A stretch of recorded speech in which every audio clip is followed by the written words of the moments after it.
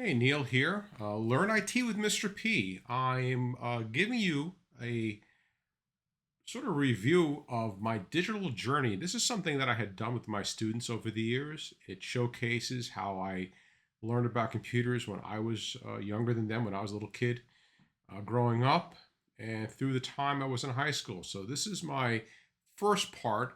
In later chapters, I'll go into what it was like when I got into college, and then later as I got into my career, both as an IT professional and then later as an educator in cybersecurity and other computer science topics. So, my digital journey, part one, birth to high school. So, back in the 1960s, this is when I was a little kid, there was Batman, one of the most popular TV shows. And Batman had the Batmobile, he had the Batcopter, and anything like the Batcave. We also had the Bat computer. Computers at this time, they're always seen as basically having a bunch of lights, switches, some relays that made noise, no keyboard, no mouse. Only output that came was either a printer paper, usually, or a punch card, sometimes a micro punch card, but a punch card nevertheless. One of the things that was very innovative about the Bat computer is that Batman is shown using in one of the episodes a radio transmitter, speaking natural language to the computer and having it send back the results. Just the same way we do it now with our digital assistants like Siri or Alexa, these voice assistants we can have on our computers. Really innovative. But again, 1967, so almost about 60 years ago, that we showed the Bat computer. At the same time, we had Star Trek, the original series. Mr. Spock in the upper right hand corner is using what was a typical computer access device. Just like Alexa, just like Siri, a female voice typically working, and it would respond to verbal prompts. No keyboard, no mouse. Most of the time, there was not a display. It was all voice replies to questions posed by the crew of the Enterprise. There was an episode where the M5 was put in place. This is by Dr. Dagstrom.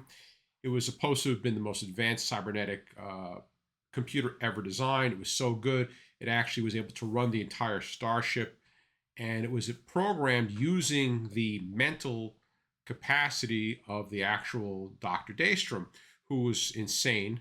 And as the artificial intelligence in the computer got to be aware of itself and knew that they were going to try to pull the plug, literally turn the damn thing off, it unleashed this laser beam of energy and zapped into oblivion the poor crewman in the red shirt who was trying to unplug it.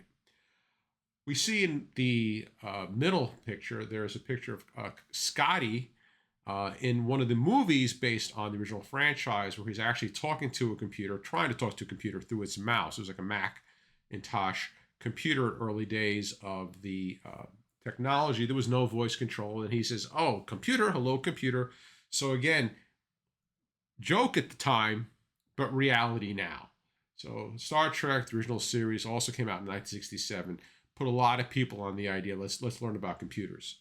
A few years later, we started seeing the first computer games.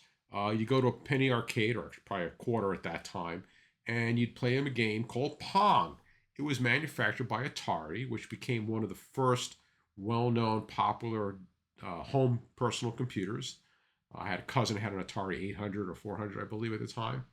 And what you would do with this game, Pong, is you would have a little paddle you can control going up or down, and a little white ball would go back and forth. It would make a ping, ping sound like ping pong, and you'd play against another opponent. You can see it came out with a home version of Pong. Now, the dark side of this machine was that when the grid was put on the screen, showing the outline of the court, it would burn, literally burn the phosphors on the old CRTs, or cathode ray tubes, the TV tubes that were common at the time.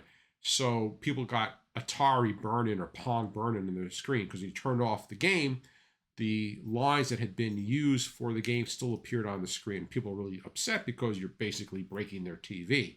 Later iterations came out, and they would put in random screen patterns so it wouldn't burn in the cathode ray tubes. So that was Pong, 1972. Again, nobody had personal computers. We didn't see computers in the school at all until maybe later. But this is what I had in my high school. There may have been, I think there was a Commodore PET lab in my high school. Never once did I ever see a student or teacher, anybody in there ever using it. But we did have what's called a TT wire teletypewriter. This is a giant typewriter, for lack of a better term, that had a big reel of paper. That's that yellow paper you see there on the image on the left. And you would type in commands and it would type back at you. There was no font variation. It was just uppercase letters and numbers. That's it, text. There are other two things that are shown in this picture. One in the lower right is how you would connect this terminal to the district, county mainframe or whatever machine that allowed us to connect to. It was an acoustic coupler modem. There was no Ethernet capability. You would actually use analog telephone lines to communicate. And the speed that was available was really, really slow, probably like 110 bits per second or 100 baud in that range. Even though it was a very low bandwidth, you were not dealing with a lot of data. You're just dealing with text, letters, and numbers. So that amount of bandwidth that was available over an analog phone line was sufficient given the day. Now, there's another device. It's on the left-hand side of the teletypewriter, but up above in the upper right, there's a better picture of it. That's a paper tape. So what would happen is if you wanted to save your files for later use, you wrote a program and you didn't have any storage on this teletypewriter, you can store it on paper tape. It was basically a spool about the size of a masking tape, about 1 inch width, and the holes would be punched in as you would type it in, and then you can read it back later. We didn't have floppy disks. There was none that I ever saw in my school. There was no storage on the mainframe, so you'd have to store things on paper tape. Again, reliable, but as arcane as they get today, you can store significantly more amounts of data on any USB stick or any hard drive, even a floppy disk that came out a few years later. So that was my high school. What I got into there was a bunch of us. We go there, like 4 or 5 of us. No teacher supervise us. We just sign out of our study hall, go down the hallway, go into this classroom, and we fire up this computer. There was a student who was probably 2 years ahead of me. Don't remember his name, but he showed us how to dial up, how to connect, and how to do some simple commands. And we just spend the study hall period in there just playing with things. But what I started playing with is something called the Lunar Lander text game. As the text says here, it was created by a 17-year-old high school student named Jim Stora in 1969. And the scenario was pretty simple. The guidance computer on the lunar excursion module, the part that would land on the moon, had gone out. You had to go a manual landing procedure.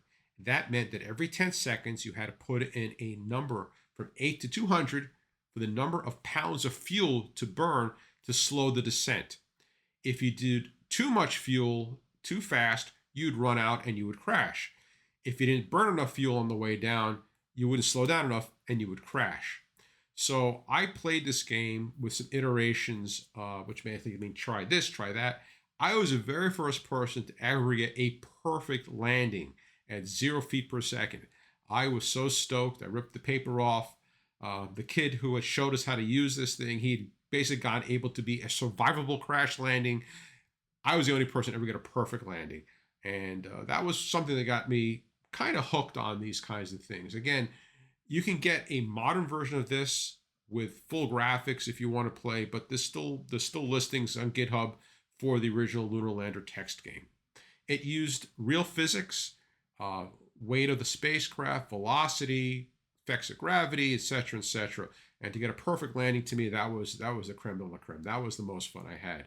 And that was one of my most indelible memories of using a computer while I was still in high school. So I hope that you found this interesting. I'd love to like and subscribe to my channel. If you have any other questions about it, what I discussed, I'll be coming out with the next chapter showcasing what I did when I was in college. And then chapter 3 will be my professional career in IT. So thank you very much. Again, like and subscribe and leave me comments.